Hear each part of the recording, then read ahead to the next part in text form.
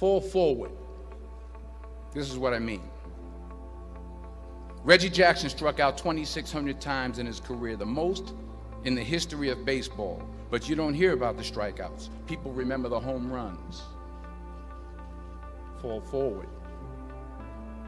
Thomas Edison conducted 1,000 failed experiments. Did you know that? I didn't know that. Because the 1,001st was the light bulb. Fall forward. Every failed experiment is one step closer to success. You've got to take risks, and I'm sure you've probably heard that before, but I want to talk to you about why that's so important. I got 3 reasons, and then you can pick up your iPhones. First, you will fail at some point in your life. Accept it. You will lose. You will embarrass yourself. You will suck at something. There's no doubt about it. And I know that's probably not a traditional message for a graduation ceremony, but hey, I'm telling you, embrace it, because it's inevitable. And I should know. In the acting business, you fail all the time. Early on in my career, I auditioned for a part in a Broadway musical. Perfect role for me, I thought, except for the fact that I can't sing. So I'm in the wings, I'm about to go on stage, but the guy in front of me, he's singing like Pavarotti. He's just he's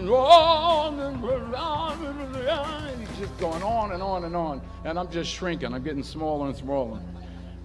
So they say, "Oh, thank you very much, and you'll be hearing from us." So I come out with my little sheet music, and it was Just My Imagination by the Temptations. That's what I came up with. So I hand it to the accompanist, and she looks at it and looks at me and looks out at the director and was like, all right.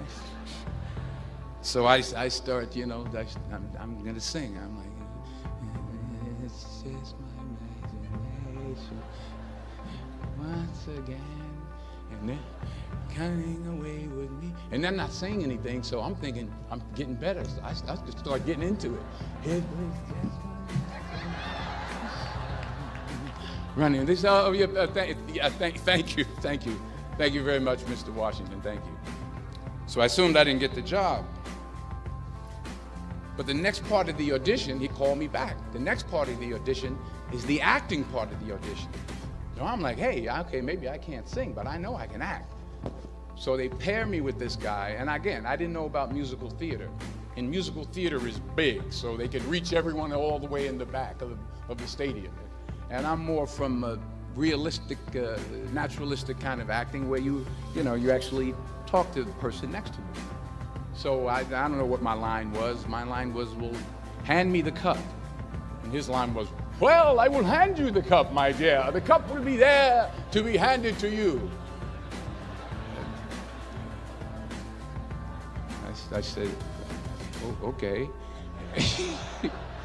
Well, should I give you the cup back? Oh, yes, you should give it back to me, because you know that is my cup and it should be given back to me. I didn't get the job. But here's the thing. I didn't quit. I didn't fall back.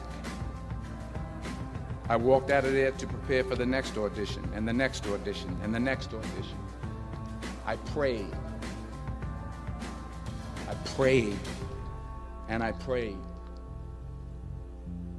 But I continued to fail, and fail, and fail. But it didn't matter, because you know what?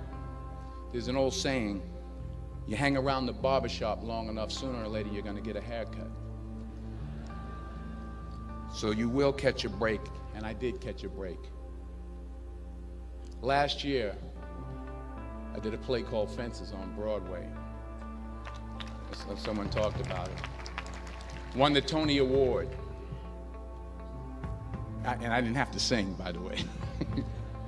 But here's the kicker. It was at the Court Theater. It was at the same theater that I failed that first audition 30 years prior.